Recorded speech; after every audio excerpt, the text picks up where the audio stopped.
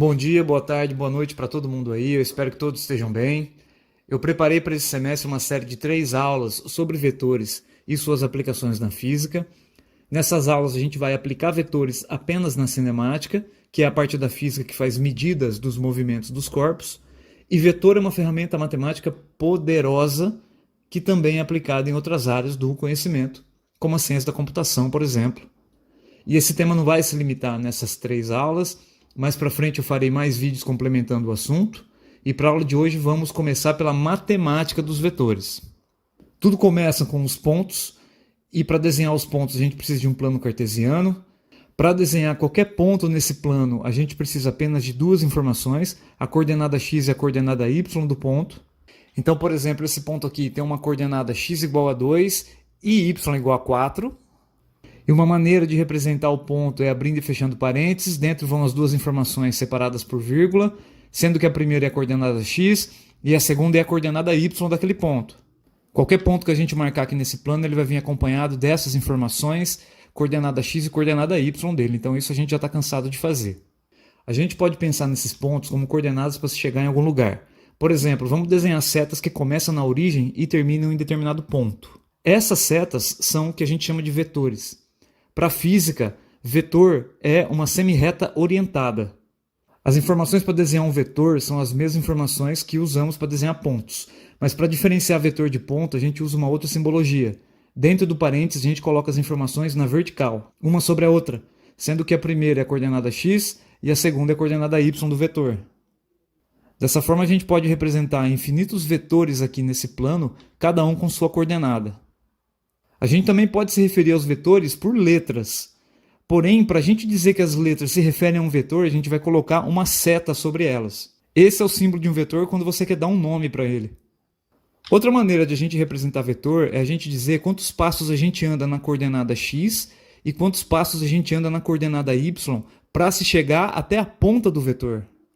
E a simbologia para os passos é a seguinte: a gente usa um x-chapéu para indicar um passo para a direita e y-chapéu para indicar um passo para cima. Então, por exemplo, esse vetor v ele é igual à combinação de 8 passos para a direita mais 5 passos para cima. E essa é uma outra simbologia que se refere ao mesmo objeto vetor. A gente vai usar no curso mais essa simbologia do que os parênteses. Se por acaso os passos forem contrários à orientação das coordenadas, a gente vai colocar um sinal negativo, tanto no x-chapéu quanto no y-chapéu. Então, por exemplo, esse vetor aqui, u, ele pode ser representado como menos 10 passos para a esquerda e menos 2 passos para baixo. Escrevendo na nossa simbologia, a gente vai dizer que o vetor u ele é a combinação de menos 10 passos para a esquerda com menos 2 passos para baixo. É claro que aqui a gente pode juntar os símbolos, né? Mais com menos é igual a menos, e essa é a resposta final. Essas são as coordenadas para sair do início da seta e andar até o final dela. E 2 comentários aqui são importantes. Você poderia andar primeiro em x e depois em y. Aqui, por exemplo, você tem 8x mais 5y. Mas esse resultado é análogo a andar primeiro 5y e depois 8x. Você vai chegar no mesmo lugar. Então a ordem em que os símbolos são escritos não importa. E um segundo comentário interessante é que os vetores não precisam começar na origem. Vamos pegar, por exemplo, esse cara aqui. Se eu desenhar ele no plano, eu vou ter que desenhar 7 passos ao longo de x e menos 2 passos ao longo de y. O início da seta, ou seja, o início do desenho do vetor, pode ser em qualquer lugar desse plano. Porque o importante é que você está sempre andando 7 passos na direção positiva de x e menos 2 passos na direção negativa de y. Fazendo isso, você vai ter sempre o mesmo vetor. Mas toma cuidado, porque na hora de você transladar ele, você não pode girar o vetor. Porque dessa forma você muda as componentes dele. E não é mais o mesmo vetor. Beleza? Toma cuidado. Agora, direcionando a aula um pouco mais para a física, medir a natureza é um dos pilares da física, porque a gente consegue fazer previsões cada vez mais precisas das teorias. Mas tem certas grandezas ou medições que precisam sempre de uma informação direcional. Por exemplo, a gente já estudou a diferença entre as grandezas rapidez e velocidade. Enquanto a rapidez te diz apenas o quão rápido você se movimenta pelo espaço, a velocidade é a rapidez com orientação. Ela te informa para onde você está caminhando naquele instante. Por isso, uma seta ou um vetor representa melhor a velocidade do que apenas um número. Por exemplo, se a gente tiver apenas o vetor velocidade como informação, a gente consegue dizer quem é o mais rápido e qual é o sentido de movimento de cada um dos móveis, só com essa informação.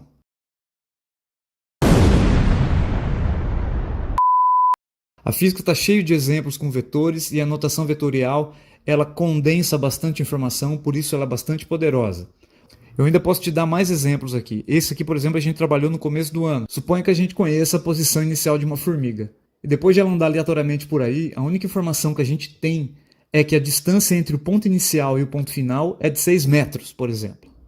Apenas essa informação não é útil, porque ela pode estar em qualquer lugar no raio de 6 metros do ponto inicial. Falta uma informação direcional, como por exemplo, a formiga caminhou 6 metros sobre o eixo X. Isso já ajuda, porque a gente pode ter duas posições diferentes para essa formiga. Porque sobre a linha X, essa formiga pode caminhar em 2 sentidos diferentes. A última informação que falta é que ela caminhou para a direita. Isso define precisamente a posição final da formiga. Essa frase define os 3 atributos principais de um vetor. Os 6 metros se refere ao que a gente chama de módulo de um vetor. O módulo é o comprimento do vetor. Ele representa a intensidade daquela grandeza. Lembrando que ele tem que vir acompanhado da unidade. Existe uma simbologia apenas para o módulo do vetor. Quando a gente escreve apenas uma letra sem a seta em cima, o que a gente está pedindo é o módulo do vetor. Outro símbolo para o módulo do vetor é escrever o símbolo do vetor entre barras. Isso aqui se refere à mesma coisa que esse símbolo aqui em cima. O outro atributo de um vetor é a direção.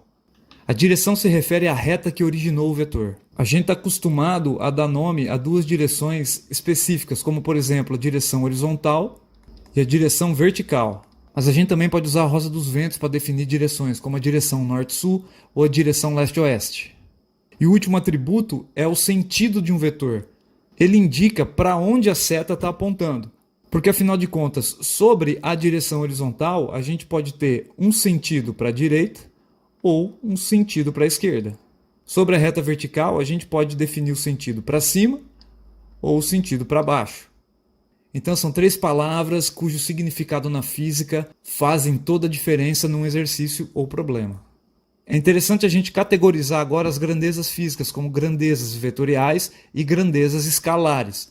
As grandezas vetoriais são aquelas que precisam de módulo, direção e sentido para serem definidas. E aqui eu vou te apresentar apenas algumas delas, sendo que as 3 primeiras a gente já trabalhou bastante. Deslocamento, velocidade e aceleração são grandezas vetoriais.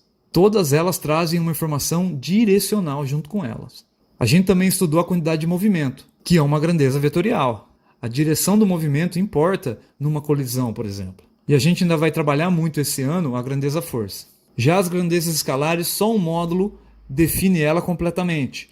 Por exemplo, distância, massa e tempo, que são as 3 grandezas base da cinemática. Veja bem, quando alguém pergunta que horas são, você vai dizer que são 18 horas e acabou. Você não vai dizer que são 18 horas na vertical para cima. Não faz o menor sentido a gente dar uma direção para o tempo. Ou, por exemplo, que a temperatura do corpo humano é de 36 graus Celsius, horizontal para a esquerda. Uma grandeza escalar precisa apenas da intensidade ou do módulo. E uma das mais importantes aqui nessa lista é a energia. A energia é uma grandeza escalar. Ela não é dotada de uma informação direcional. Ficou clara a diferença entre elas? Então vamos falar de operações com vetores. E pessoas, é possível a gente fazer operações matemáticas com essas setas. Eu vou te mostrar quais são as regras aqui. E vamos começar pela soma. E para somar 2 ou mais vetores, a regra é bem simples. A gente só pode somar as componentes de mesma coordenada. Você não pode misturar elas. Por exemplo, vamos pegar o vetor A e o vetor B. A operação que eu quero fazer é esta aqui. Então, usando a nossa regra, para descobrir a coordenada x dessa operação, basta fazer a soma das coordenadas x dos 2 vetores, 3 mais 4. E para descobrir a coordenada y, basta somar as coordenadas y dos 2 vetores, 4 mais 1. E no final a gente tem essa resposta, 7x mais 5y, para esta soma de vetores. Fácil, né, cara? A gente pode olhar para essa operação graficamente. Então aqui estão os 2 vetores, A e B, e a técnica gráfica da soma é colar os vetores em sequência. Você coloca o começo de um vetor no final do outro, fazendo uma fila de vetores mesmo. Você desenha primeiro o A e no final do A você desenha o próximo B. E o vetor resultante desta soma é um vetor que liga o início da sequência com o final da sequência, sempre apontando para o final. Perceba que a gente pegou a coordenada 3 do vetor A e somou a ela a coordenada 4 do vetor B. E também pegamos a coordenada y do vetor A e somamos a ela a coordenada y do vetor B, o que resulta no vetor em vermelho, que é a soma deles, 7x mais 5y. Dessa forma, você pode fazer a soma com quantos vetores você quiser. Basta montar uma sequência de vetores e ligar o começo do problema, o começo da sequência, com o final da sequência, sempre apontando para o final. E perceba também que a ordem com que a gente faz a soma, que a gente monta a sequência, não modifica o resultado final da operação. Como resultado, a gente tem o mesmo vetor. Outra operação interessante é multiplicar o vetor por um número qualquer, seja ele positivo ou negativo. Por exemplo, quando a gente faz a multiplicação, a regra é que a gente multiplique tanto a coordenada x quanto a coordenada y pelo mesmo número. Por exemplo, pega o vetor A, 5x mais 3y. Desenhando ele no plano, é esse aqui que a gente tem. Esse aqui é o nosso vetor A. Se eu multiplicar o vetor A por um número, um escalar, a gente tem que multiplicar tanto o 5 por 2 quanto o 3 por 2. E no final a gente tem esse vetor aqui, que quando desenhado no plano, é isso que a gente vai ter. O vetor resultante tem componentes 10x e 6y. E comparado com o vetor original, esse vetor aí mudou apenas o módulo. A direção e o sentido permaneceu a mesma. Mas toma cuidado, olha só esse exemplo aqui. Vamos pegar o vetor B, menos 2x mais 5y, e esse é o vetor B. Se a gente multiplicar o vetor B por menos 1, a gente tem que multiplicar ambas as componentes por menos 1. E o que a gente vai ter é uma inversão de sinal das componentes. E quando a gente desenha esse novo vetor, ele fica assim, componentes 2 e menos 5. Ele inverteu apenas o sentido. O módulo e a direção permaneceram as mesmas. Quando isso acontece, a gente diz que esse vetor menos b ele é o vetor oposto ao vetor b. O vetor oposto possui o mesmo módulo, a mesma direção, mas o sentido é diferente. Ou seja, você só muda a ponta da seta, apaga ela lá do alto e desenha ela aqui embaixo. Legal? Isso aí aconteceu porque a gente multiplicou o vetor por menos 1. Em resumo, multiplicar um vetor por um escalar pode alterar tanto o módulo quanto o sentido, mas a direção continua a mesma. Isso significa que você não consegue girar um vetor multiplicando ele por um escalar. Outra operação interessante e fácil também é a subtração de vetores. A gente vai usar a mesma regra que a gente usou na soma. Você vai subtrair as componentes da mesma coordenada. X só subtrai com x e y só subtrai com y. Então aqui dois exemplos, o vetor A e o vetor B. E se eu quero realizar essa operação A menos B, basta diminuir as componentes. Mas eu quero te mostrar uma outra visão, porque toda subtração pode ser escrita como uma soma.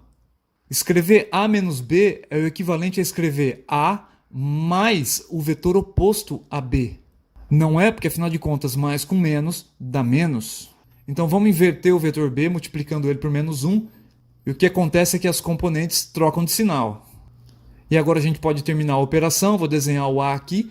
E para descobrir a componente x da subtração, a gente vai juntar essas duas componentes. 3 mais o menos 4. Isso aqui dá menos 1. E a componente y é 4 mais 1. Então aqui a gente tem 3. E eu escrevi desse jeito porque o método gráfico fica mais fácil de visualizar. Então aqui os dois vetores de novo desenhados no plano. Se eu fizesse a soma desses dois vetores, é isso aqui que eu teria. Recorto o vetor B e coloco ele lá no fim do vetor A e uno o começo com o final. Beleza? Mas como agora eu quero fazer a subtração A menos B, eu tenho que inverter o vetor B. É isso aqui que eu tenho. Então o vetor B invertido é esse camarada. E agora eu posso fazer uma soma simples usando o vetor oposto. Eu recorto ele e colo ele lá no fim do vetor A. E o vetor resultante liga o começo com o final do problema. Esse é o vetor A menos B. Ou seja, eu usei a regra da soma com o vetor oposto. E perceba como são diferentes o vetor soma A mais B e o vetor subtração A menos B. São caras completamente diferentes um do outro, tá? Você não pode esquecer de inverter o vetor B. Então vamos fazer 3 exercícios aqui bem básicos e eu quero te mostrar uma última coisa, que é determinar o módulo dessas operações. Eu quero descobrir o comprimento do vetor de cada operação que está aí. Então primeiro vamos considerar esta soma aqui, A mais B. O vetor A está representado aqui, o vetor A ele tem componentes apenas em x, são 3 passos para a direita, e o vetor B são menos 4 unidades na direção y. Então, se eu quero fazer a soma de A com B, eu vou fazer a regra da sequência. Então, primeiro eu vou desenhar o A, sem girar o camarada, tá aí o A. Agora eu vou recortar o B e colar o começo do B no final do A. É isso aqui que eu vou ter. E tá feita a soma, acabou. E o vetor resultante, ele liga o começo com o final da operação, apontando para o final. Esse é o meu vetor R, vamos chamar de resultante. Mas o exercício ele não quer isso. Ele quer o módulo, ele quer o comprimento desta seta.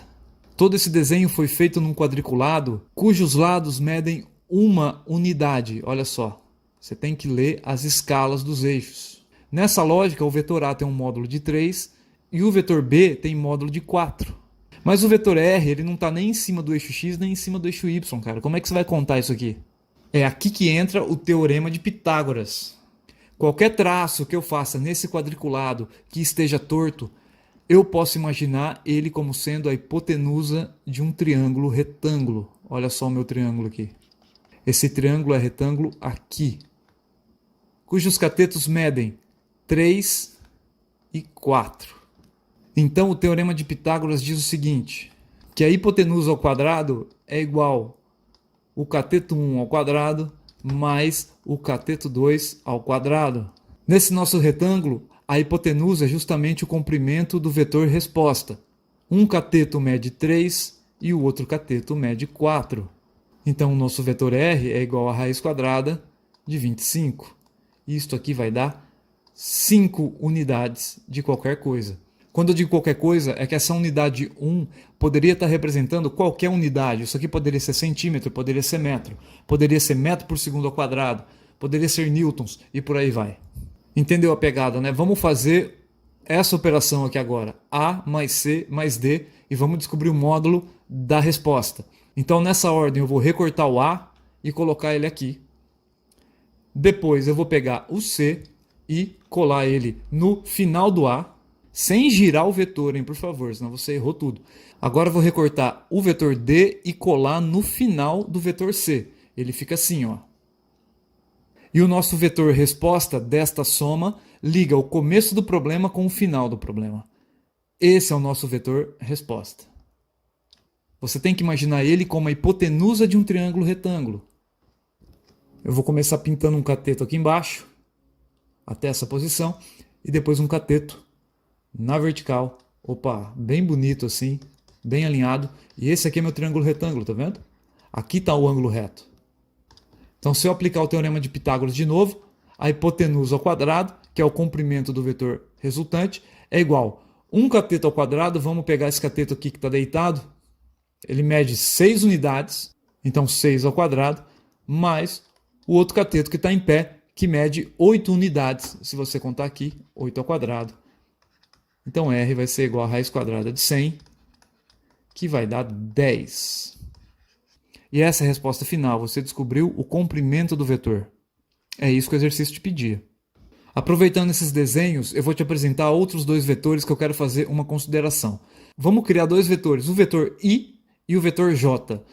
E eles têm uma coisa em especial. Os vetores I e J, eles têm comprimento de 1. A gente chama eles de vetores unitários. E qualquer outro vetor que você está vendo desenhado aqui, inclusive os 2 vetores resposta, eles podem ser escritos como combinações de I e J. Por exemplo, esse vetor resposta aqui, o segundo, ele pode ser escrito como a combinação de 6 vetores I's somados um na frente do outro, mais 8 vetores J's somados um na frente do outro. Então eu posso escrever este vetor R como sendo a combinação de 6 vetores I mais 8 vetores J. E E eu poderia fazer isso com todos os vetores que estão desenhados aqui. Isso quer dizer que I e J são os vetores base. Eles são os tijolos de todos os vetores. Vocês que são químicos podem pensar que I e J são os átomos de todos os outros vetores, porque a partir deles você pode fazer todos os demais. Vamos fazer mais um exemplo bem rapidinho. Calcule o módulo do vetor resultante da operação. Eu quero fazer esta operação agora. E menos F mais G. É uma soma de vetores. Perceba que tem um sinal negativo aqui, dizendo o seguinte: para a gente fazer uma soma de todo mundo, a gente precisa inverter o vetor F. E para inverter o vetor F, basta trocar a ponta da seta. É isso aqui. Esse é o vetor menos F, é o vetor oposto ao vetor F. E é ele que eu vou usar na operação. Então eu vou começar pelo vetor E, vamos recortar o vetor E e colar ele aqui. Depois vem o vetor oposto ao vetor F, então eu vou recortar ele e colocar ele aqui. E depois vem o vetor G, que eu vou recortar e colar no final do vetor oposto F. E agora eu preciso ligar o começo do problema com o final do problema. E esta é a ligação que eu faço. Não interessa que eu cruzo vetores no caminho, tá? Isso aí não interessa nem um pouco. O que me interessa é a resposta final, porque esse vetor, que a gente pode chamar de vetor resultante, ele é a hipotenusa de um triângulo retângulo. E o triângulo é esse sujeito aqui, ó. Vou fechar aqui e vou fechar aqui. Você poderia fechar tanto por cima quanto por baixo. O triângulo é o mesmo, ó. Tá vendo? Eu vou fechar aqui em cima, aqui está o ângulo reto. No caso aqui de baixo, aqui está o ângulo reto, certo? Então deixa eu pintar o triângulo que eu vou utilizar. Ele tem um cateto que mede 2 quadrados e um outro cateto que mede 8 quadrados. Mas toma cuidado, querido, que cada quadrado equivale a 2 unidades de qualquer coisa. Então, no fundo, esse comprimento aqui é igual a 4 unidades de alguma coisa. Enquanto que este comprimento aqui equivale a 16 unidades de alguma coisa. Então, aplicando Pitágoras, r ao quadrado é igual a 4 ao quadrado mais 16 ao quadrado. Então, r é igual a raiz quadrada de 272. E isso aqui não tem uma raiz exata. E você vai dar uma resposta elegante, você vai fatorar esse número. E você vai descobrir quem são os divisores desse cara. Eu vou dividir 272 por 2, que vai dar 136. Eu vou dividir por 2 de novo, que vai dar 68. Por 2 de novo, que vai dar 34. Que vai dar 17. E aqui, e 17 é um número primo, né, cara? Você não tem ninguém que consegue dividir esse cara para chegar até 1. Então a raiz de 272 pode ser escrita como 2 vezes 2 vezes 2 vezes 2 vezes 17.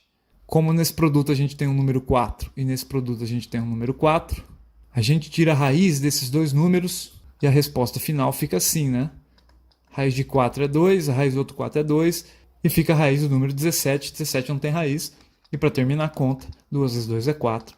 4 raiz de 17 é a resposta final que você vai ter que dar, sempre fatorando essas raízes que não têm raiz exata. Então essa foi a aula introdutória de vetores para te apresentar o tema, para mostrar qual é a utilidade dele na física e te ensinar a fazer as operações básicas. Até a próxima aula.